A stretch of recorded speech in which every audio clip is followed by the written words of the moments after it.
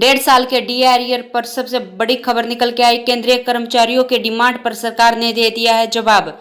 केंद्रीय कर्मचारियों को महंगाई भत्ते के नुकसान के बाद अब डीए एरियर का इंतजार है, जिसकी डिमांड है कि उन्हें भी जल्दी दिया जाए। इस पर सरकार ने राज्यसभा में अपना पक्ष रख दिया है। तो दोस्तों, हम आपको सब डिटेल से बताएंगे। अगर आप हमारे चैनल पर फर्स्ट टाइम विजिट कर रहे हैं तो चैनल को लाइक कर दीजिए, सब्सक्राइब कर दीजिए, साथ ही साथ बेल आइकन को भी बजा दीजिए, ताकि गवर्नमेंट या पेंशन से संबंधित जितनी भी न्यूज आती है उनकी नोटिफिकेशन आप लोगों के पास तुरंत पहुंच सके। तो करते वीडियो को स्टार्ट बिना किसी देरी के। केंद्रीय कर्मचारी और पेंशनरों के पैसे से जुड़ी सबसे बड़ी खबर और महंगाई भत्ते के एरियर को लेकर लगातार डिमांड रखी गई है, लेकिन इस उम्मीद पर पानी फिर गया है। 1.5 साल के एरियर को लेकर सरकार ने साफ मना कर दिया है कि उनका ऐसा कोई विचार नहीं है। केंद्र सरकार ने राज्यसभा में कहा कि 1.5 साल की अवधि के लिए किसी भी तरह का बकाया पेमेंट करने का विचार नहीं है। मतलब जनवरी 2020 से लेकर 30 जून 2021 तक के एरियर का भुगतान नहीं होगा। सरकार की तरफ से आए इस बयान के केंद्रीय कर्मचारियों को बहुत बड़ा झटका लगा है। हालांकि यूनियन का अब भी मानना है कि वह सरकार से उनको लेकर बात करेगी। तो वित्त मंत्री निर्मला सीतारमण का कहना है कि महंगाई भत्ता और महंगाई राहत को पिछले साल कोरोना वायरस संक्रमण की बढ़ती दिक्कतों को देखते हुए रोका गया था। तो कोविड-19 के चलते यह फैसला इसलिए लिया गया है क्योंकि इससे सरकारी वित्तीय संसाधनों पर कम दबाव पड़े और महामारी की स्थिति में अलग अलग तरीके से संसाधन जुटाना जरूरी था। केंद्रीय कर्मचारियों के अलावा 1 अप्रैल 2020 से लेकर 31 मार्च 2021 तक सांसदों की सैलरी में भी कटौती की जाएगी।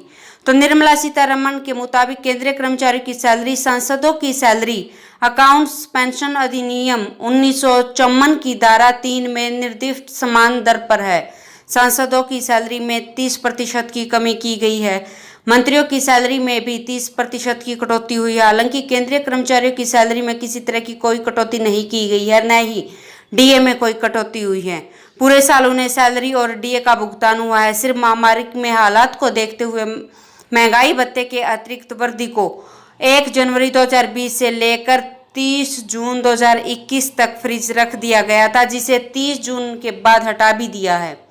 सीतारमण के मुताबिक केंद्र सरकार ने कर्मचारियों के लिए 1 जुलाई 2021 से महंगाई भत्ते और महंगाई राहत की किस्तें जारी की गई है, जिसमें 3 किस्तों का भुगतान भी किया गया है। केंद्रीय कर्मचारी और पेंशनरों को जुलाई 2021 से 28% महंगाई भत्ता और महंगाई राहत दिया गया है।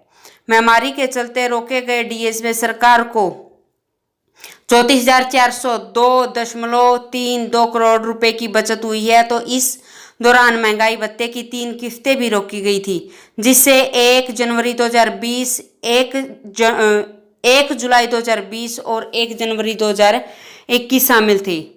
जून 2021 के महंगाई भत्ते का ऐलान होना है, जिसका ऐलान होने पर महंगाई भत्ते में 31% पहुंच चुका है।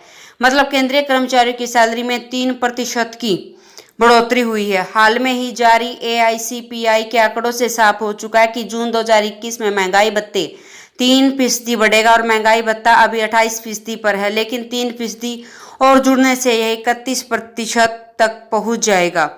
तो दोस्तों, आज के लिए इतना ही। मिलते हैं नेक्स्ट वीडियो में, तब तक के लिए जय हिंद, जय भारत।